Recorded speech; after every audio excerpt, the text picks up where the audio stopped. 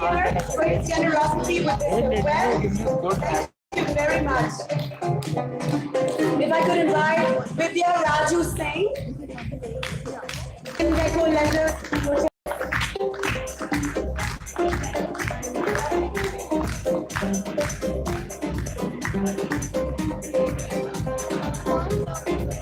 Vikram Kota.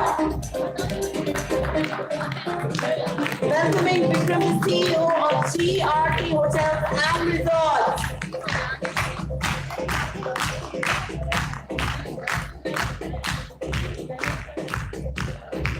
We can't wait to explore the trends and opportunities in tourism and hospitality. Group में डालो, हाँ, start I'd होगा love to session. throw this open to your expert advice on the same.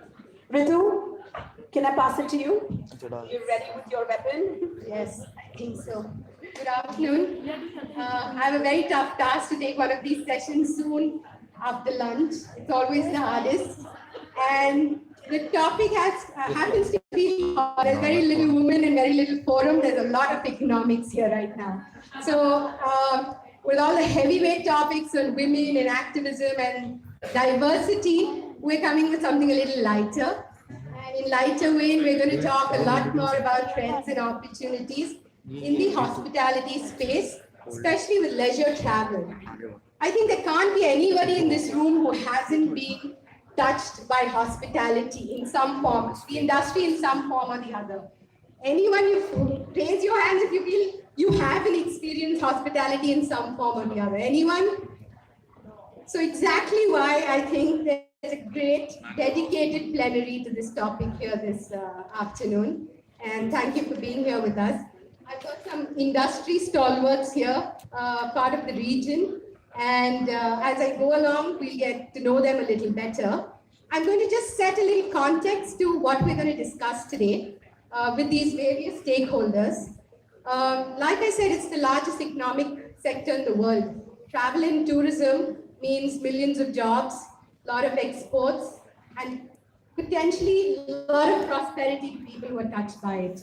Like Ravi in the audience told me, Ritu, for this 300 people conference, do you know how many people have worked behind the scenes? 150 people. Can you imagine that is almost, what, half a ratio, 1:1 kind of a ratio. So I think it should interest a lot of you what we're going to share this afternoon. I'm going to start with some of the leisure travel trends here, and I'm going to then set context of what we're going to discuss further. Basically, I think the leisure travel, and all of you will agree, there's some big changes happening today in the industry, not only in India, but globally. And some of the key changes, as I'm going to share today, the biggest, I think, what you'll see is a shift is from experiences, right?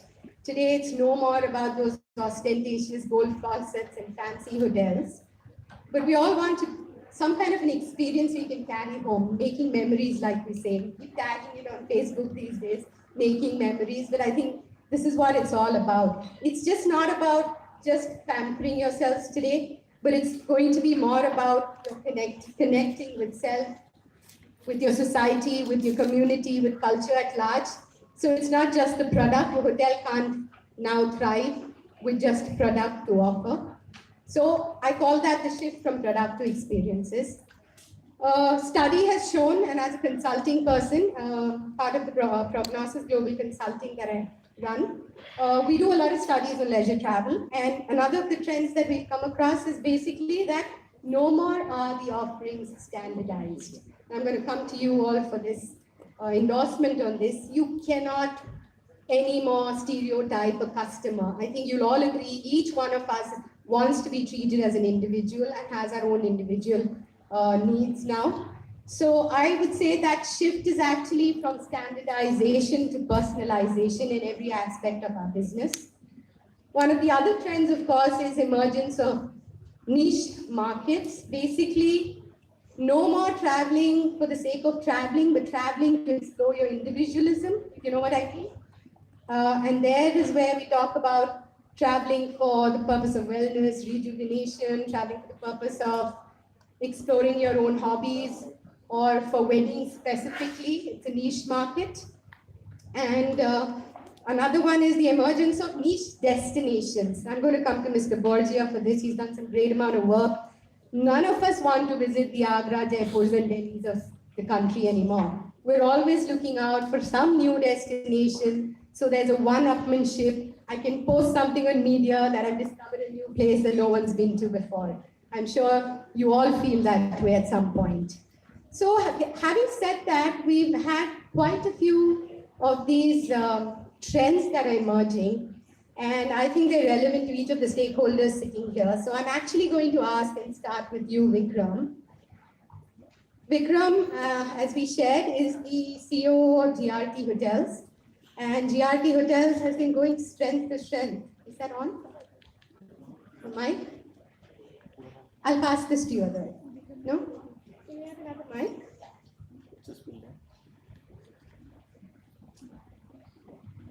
So everybody in this room who's from Chennai and maybe even Southern India will know GRT is a very big brand to reckon with now. GRT Hotels has grown strength to strength, and it's been consolidating its leadership positions in the premier upscale hotel brand in Southern India. And as I read, and of course Vikram and I go a long way, but as I read from his various posts and his profile, Vikram has traveled 64 countries. He's a global traveler, and all of it has been, a lot of it is of course leisure and personal, but to explore various kind of trends and opportunities. So I'm going to actually ask you, Vikram, what do you feel has, what do you see are the key trends as far as the customer's perception of world-class service and hospitality that are actually shaping the future? And I'd like you to spend a little time on F&B. We only have 4 minutes here. I know we're all against time, but try to fill us in within that much time. That's part one. Part two to you is, we're talking about a lot of experiential travel these days. Do you think it's specific to hotel segment, like you belong to the upscale? Is experiential travel only a luxury game, or can we say it is across the hotel industry? So I want you to answer both as briefly. Thank you. Okay, let me first start with endorsing your statement. Today, experience is the product. There are no more Uber luxury hotels or 300 head count bed sheets, which can be tagged as luxury. Today, experiences is what people want, and that's the perception of luxury. Today, if you go onto an Airbnb, you can buy a holiday, you can get an island for $500, and that's an experience. Or you can, today Richard Branson is even offering space travel in Virgin Galactic. So there are different aspects of experiences which people are gathering today. We are actually entering a new era of luxury travel. Like you said, I personally travel a lot, and I look at experiences before I book any of my holidays. It's no more the cookie cutter, hotel, food, room service, flight kind of holidays anymore. And people don't want today also to go in and just chill in one place. They don't want to get into a hotel, just lie down on a beach, come back to the room and see TV and go back. They want to get immersed in the life outside the hotel. It's a very immersive experience they require today. So having said that, today people are putting products and experiences right next to each other, and they're choosing experience.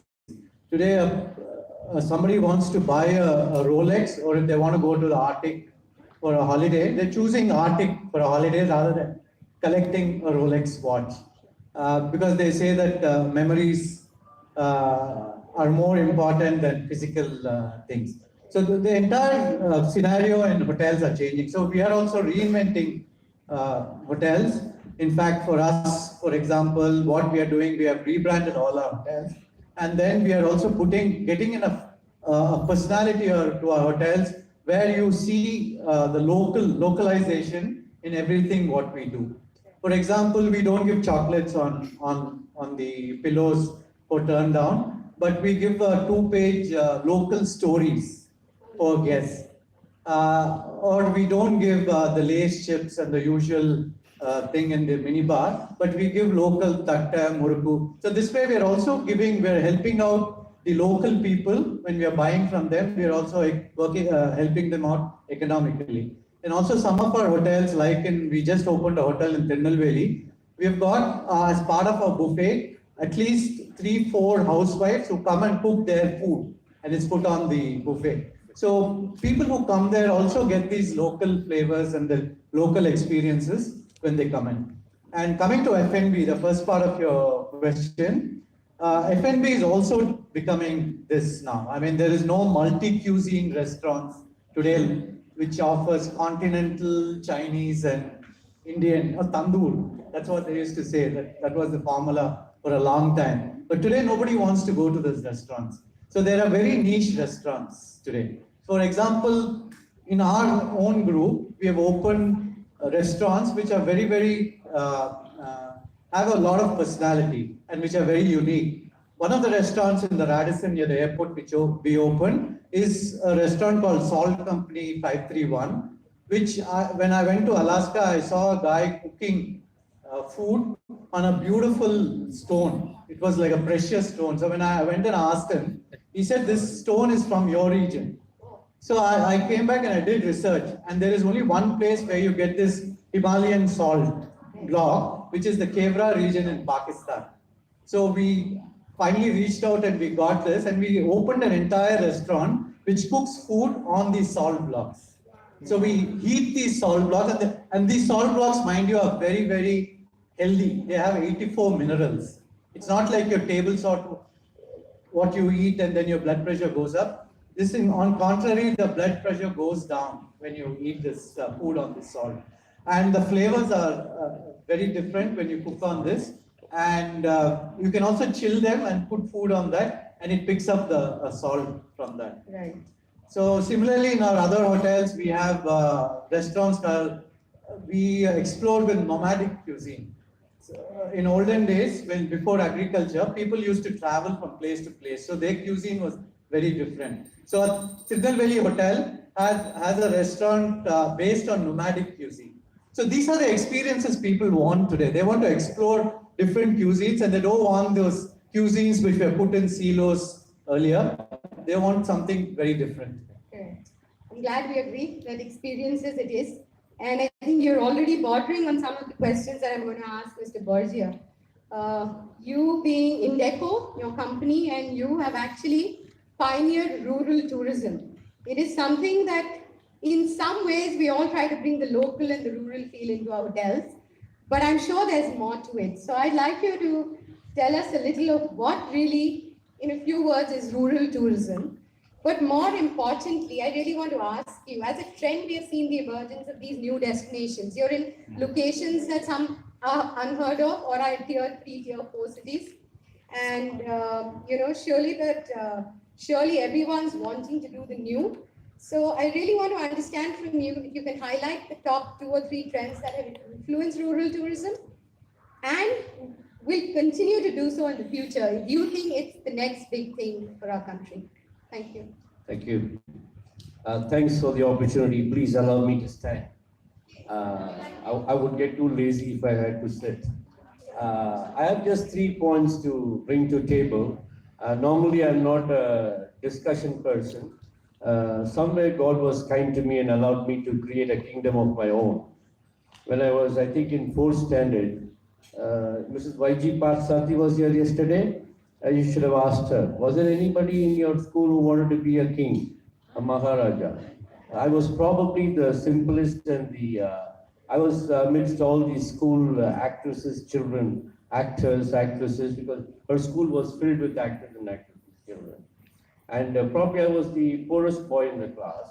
And when somebody came and asked, what would you like to do when you grow up? I'd say engineer, doctor, pilot, postman. I would say I want to be a Maharaja. And Mrs. YGP will screw my ears and she said, don't say that, you greedy fellow. So one day when I was in 7th, I told her it's not greed. It's just that I want to make the world beautiful. I want people around me to be harmonious, happy, not hungry, And I want to build palaces, temples, and feed animals and feed the people around. 45 years after, that's exactly my business. It's just that I don't give it free, I charge. That's exactly my business. And there's an organization called the Indian Heritage Hotels Association. It's all palace hotels. Who are the palace owners? The kings. I end up being the president of that organization. Look at this. Look at that. So, when you're not greedy, you have a very special reason, you will have it. That day I learned the good old theory that you must have it, and not having it is not an option. You understand? But what you choose to have is something very important.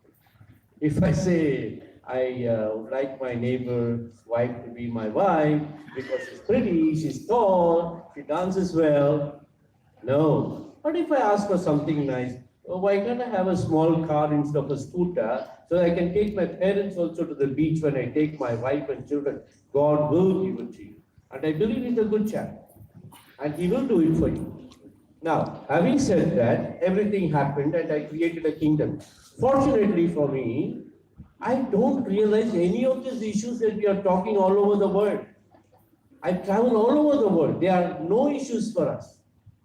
No issues. So I used to head the women's desk at the UN. They couldn't find an appropriate woman to head the desk because the woman couldn't come into agreement for the leader. So they said, since we are not able to find a chief for the women's desk in Geneva, they said Steve will hold additional charge. So 5 years I held this charge for traditional practices that affect the status and the health of the women in Asia. I enjoyed. I was the only man working with some 300 odd women. Amazing, amazing. But the flip side to it is, we tried to get one agenda in India through when we had Sonia Gandhi sitting there as the most powerful person in the world, not just India, and we had 6 chief ministers in this country. We couldn't get the women's bill through. It went up to 3, and then it got back to 8, 13, and the last day we couldn't even discuss it, forum was closed. So there is a flip side to everything. But having said that, I would like to tell you one thing. I think you're on the top. You don't have to worry. Don't hide the fact men around you are scared of the woman today. Go into any organization that matters. Women are sitting on top. And what power!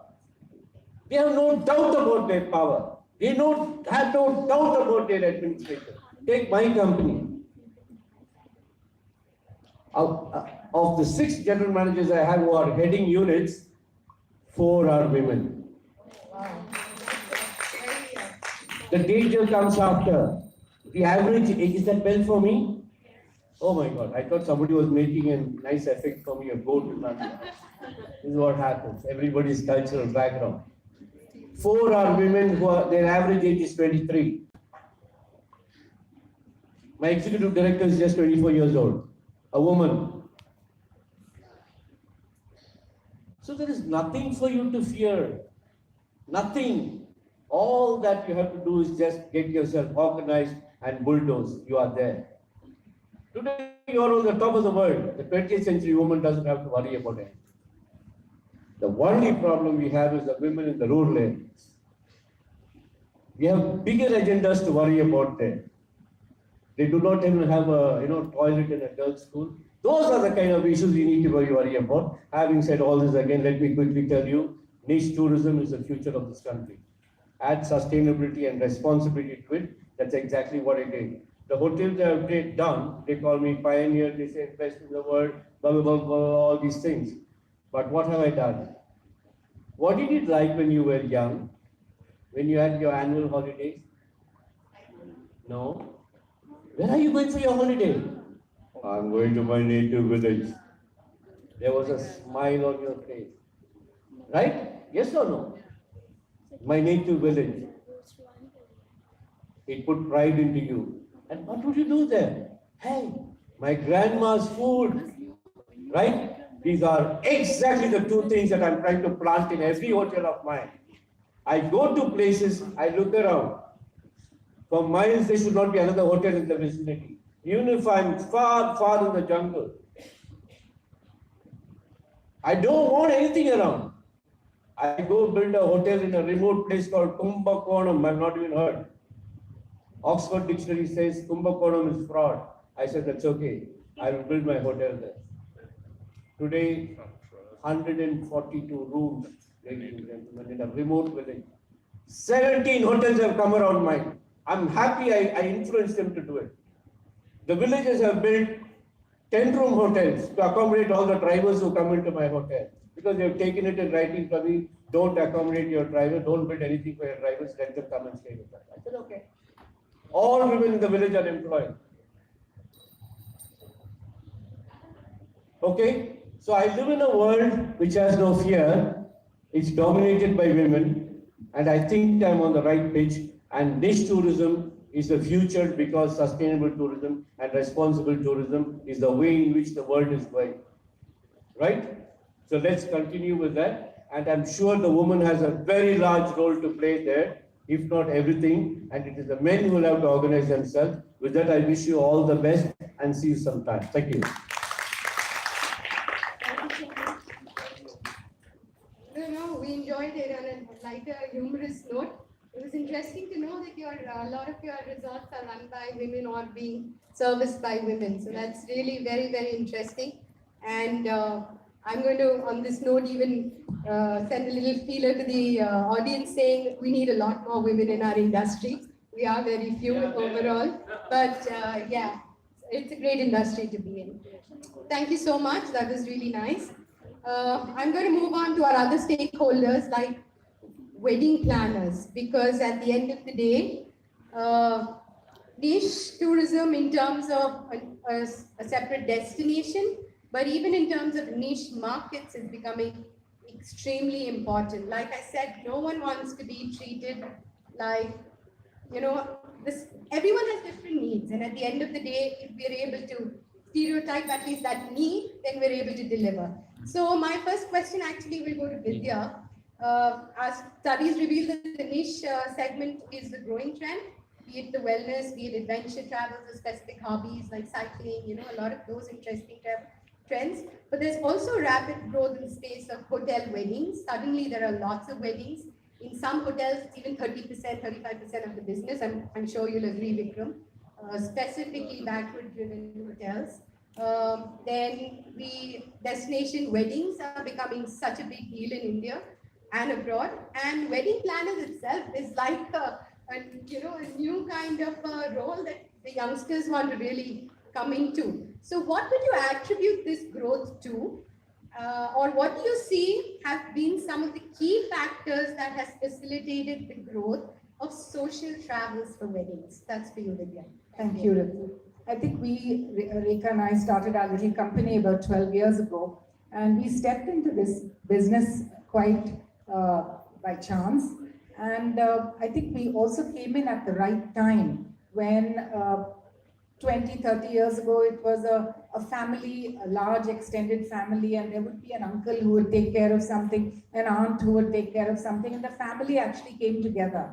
What has happened in the last, say, 15, 18 years is that families have become very nuclear. So there's no more an uncle and aunt who will help you at all. This is where we into this business, and we can step in and take the place of all these people, and in a very professional way we can help the family to actually organize their wedding and have a very perfect experience without any stress. We take the stress of everything that they, and Rekha and I run a company which is actually an end-to-end. We're not just decorators, we are end-to-end wedding planners.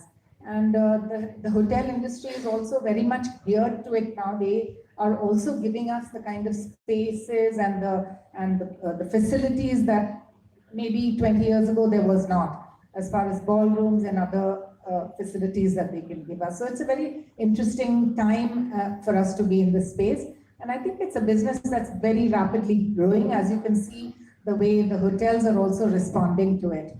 So I think we're fortunate to be in this place, and it's interestingly a business where, since it's the women's forum, we are the owners of our company, but every single person at a time in an event, there may be 100 to 150 people working for us. And we are the only two women in our business. Every person who works for us is a man. So I think it's a very extraordinary situation to be in, whether whoever works in our business with flowers, with cars, with decorations. I don't know how that falls into place because aesthetics I thought came naturally to a lot of us women. You Right? know, men are incredibly artistic, surprisingly. They pick up a lot, and also our business is very, very hard work and very odd hours. We work through the night, so maybe it's perceived not to be very safe for women of that, who can do that to come in. So it's interesting, the space we are in. Very good. Congratulations on that, being one of the only women owners doing end-to-end management in the wedding space. We right? may not be the only ones, there are other wedding planners, but I think we were the first to First, actually yes. start.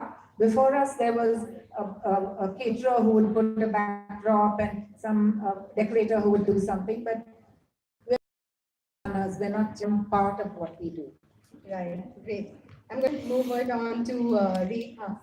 So what I wanted to really understand is and share with the audience, what are some of the new trends that we'll get to see in the near future, in terms of the whole wedding segment. What do you think is happening? What is it that people want really out of you? First of all, thanks, Ritu. I have to say that when we started more than 12 years ago, I'm a bit of a Google junkie. So I did my research to see what sort of an arena we were stepping into. And at that point, it said that wedding planning was an industry that was growing around 22% globally. And I thought, wow. But here I am 12 years later, and I'm thinking, what, 22%? I think we've upscaled several times over. And I would say that one of the biggest changes, couple of big changes have come in only in the last couple of years. Initially, it was more the NRIs who came to us because they were, familiar with this whole concept of wedding planning, and they were used to having somebody take care of things in an alien land, so to speak. But now, increasingly, local families also find that they want us to handle everything. And I think the most significant two things I've seen in the last year that have, I think, revolutionized our lives. One of them, and the top one, I think, is Pinterest. Earlier on, we had to do so much work to come up with new ideas for things, but oh my God, Pinterest, we don't get a bride who doesn't have an entire mood board ready already. So the task then for us is to move away and say, how can we make Pinterest look a little different and look like Samyog instead of Pinterest? But having said that, it has educated brides and bridegrooms across the planet. So it's very easy for them to come and say, look, here's what I want, and here's what I definitely don't want. So to that extent, it's made our lives very, very easy. The second very, very significant thing is, at least in Chennai, the lack of really good spaces to conduct these weddings.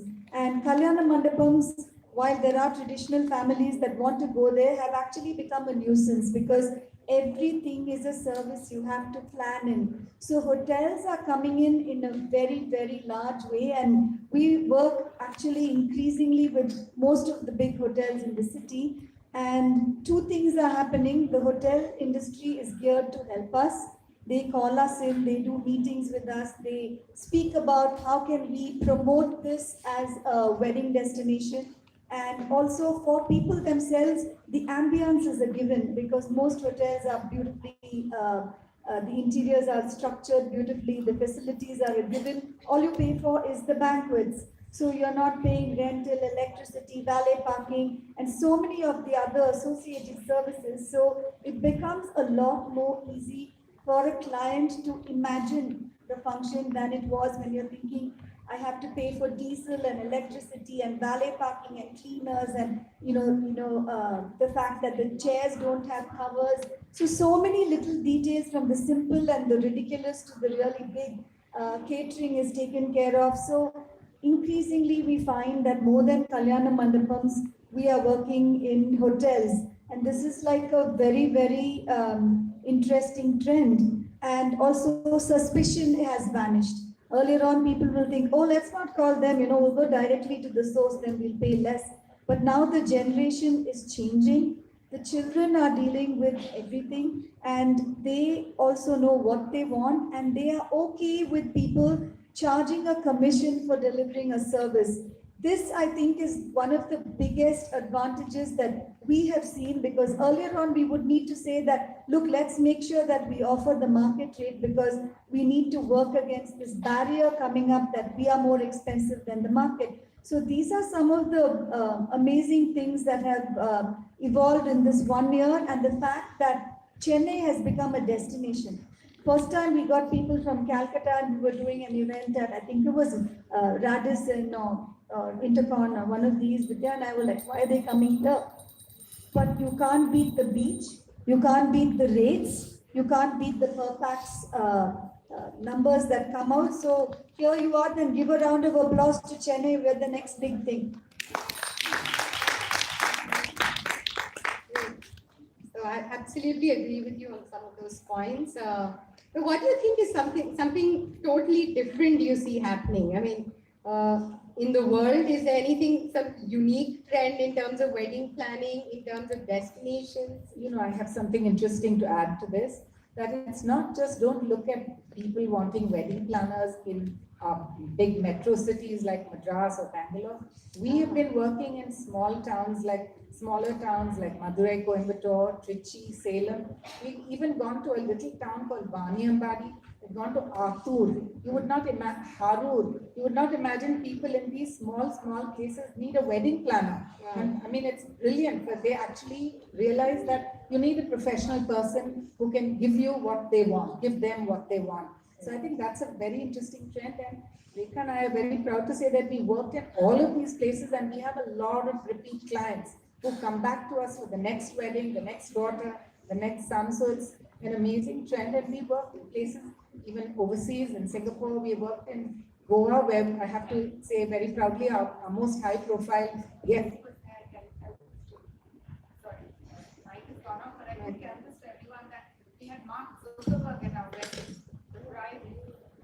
The bride worked for Facebook, and Mark Zuckerberg flew in on his Learjet and attended the wedding, and he was there for 4 days. And Rekha found his on his Facebook page a photo of him with our backdrop. So we were very happy about that. This is the perks of being in the hospitality. You need all these. We quickly posted it, like before anybody could say, hey, that was my wedding. Quickly posted it on our Facebook page and said that was our backdrop in behind Mark Zuckerberg. Excellent. Vikram, you want to add something? I think the cliched wedding perspective they had earlier is breaking down. Yesterday we had a wedding in Radisson Temple Bay. It was a last minute wedding, 150 people. It was last shifted, minute itself is a trend. Yeah, it was shifted from Kerala because they were supposed to get married in Kerala. And the bride and the groom said that they want to get married on a boat in the sea with the people on the beach because all the people were surrounded by water. And they did that yesterday. It was yesterday. Okay, very interesting. One more? Let's have something very sweet to add. We had a bridegroom who actually came in on a hot air balloon to the wedding, like the Mapale Aluko, whatever. He appeared in a hot air balloon. So people are doing all kinds of things at weddings. Ritu, there's just one more trend I have to mention, which is a big one, is that a lot of the planning is handled by the millennial generation and they shop on Instagram. So that was a learning curve for me specifically because I needed to become Instagram savvy and learn how to post and be a smart Instagram poster. I think another trend is millennials themselves are becoming wedding planners, right? You see such youngsters in the event space. So yeah, a lot of excitement. And last on the panel now, Matthew, I've made you the last on this and it'll have to be short, but you've been, I think you're quite a stalwart of the industry. You've seen a few decades, hoteliering, maybe 30 upwards. And now from being one of the running hotels, more specifically, you're now an owner representative with the MPAR. I wanted to ask you, some of these trends, they're double-edged swords, right? At the end of the day, what's more important, customer versus profitability or owner requirements? And some of these trends, are they affecting your top line, bottom line? What really, do you see a lot of the change in the millennial travel as a bane or a boon of existence? Thanks. Thank you. So I'll take from where Steve spoke about people used to earlier talk about vacation was going to. And that is when I think one of the biggest things the government did was start LTC. That changed the entire, that was the beginning of the trends which started to change. And right now with the millennials, it is taking multiple holidays, short holidays, multiple holidays. So the hotels are also now geared up for that. And like you rightly said about experiential holidays, it is actually now all the millennials are looking to take a holiday, but with a purpose. It's not about just taking a holiday, buying a ticket and going somewhere, but they have a purpose behind it. It could be adventure, it could be a religious trip, or it could be something to know about the heritage or about the historical facts. So there is a purpose. So it's not just about the hotel to give accommodation and good food, but also to ensure that people they come for because their purposes are fulfilled. So a lot of the hotels now we keep changing according to what the people want, so that, like you said, our top line should get affected, so or it should get better. So we as hoteliers we try to improve on the kind of services we are able to give to our clients. The other thing, like just saying about the wedding, I would like to say one of our hotels in Cochin.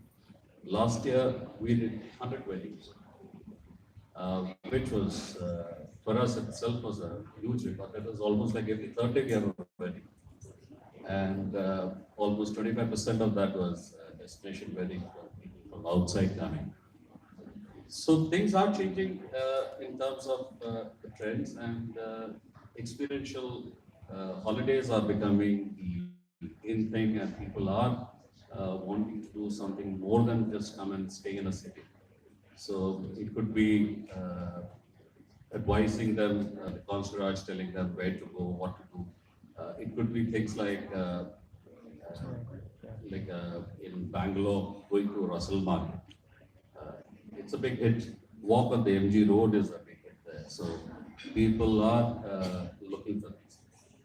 In terms of from the ownership side, we try to spend a lot of time trying to understand what the customers want to make sure that our hotels are able to be there when the customer is looking for something. So we want to be ahead of the thinking process. So the millennials are changing and trends today change almost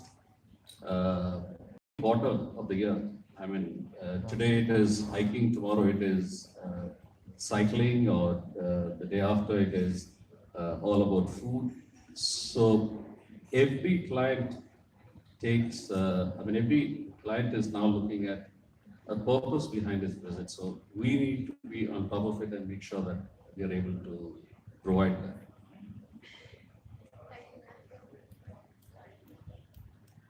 Thank you. Yes. I'm going to use that as to wind up now. Thank you, everybody. All I want to say really is that the hospitality industry is going to boom. Next 3 years, I'm sure a lot of you agree, is very, very upbeat for us. If I was to share some statistics, very recent statistics, the World Economic Forum report has ranked India 40th in the global travel and tourism competitiveness study in 2017. This is good news and bad news. The good news is we climbed 12 places upwards, but we're still behind our Asian peers. As far as Japan and China go, Japan was 4th, China is 13th. So we really have a long way to go, but I think it's very heartening to see that a lot of us, the idea is to be in the know of all the trends and the opportunities and to be able to capitalize on it. And I think the forum was really to bring that into the forefront. So thank you very much for being here this afternoon, and thank you to the audience. for listening to us patiently. Thank you so much.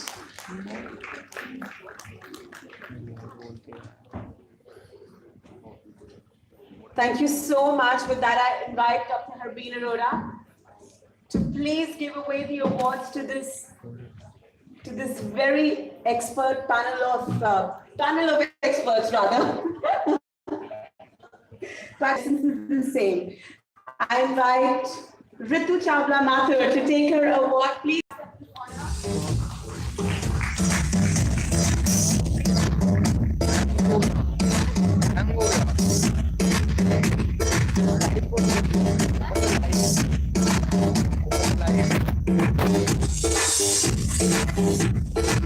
Inviting Matthew Chato to please accept this honor as an exceptional leader of excellence at the Women Economic Forum 2018 Chennai.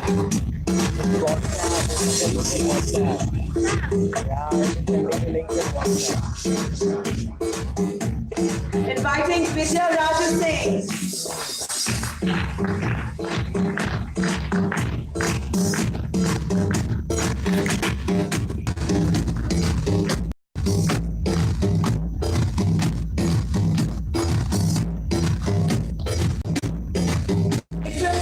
We invite you to accept this honor on behalf of the All Ladies League.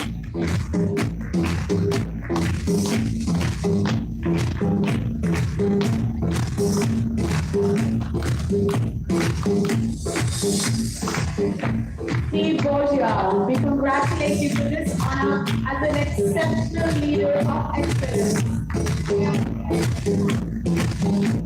For your legacy of work in hospitality and everything else.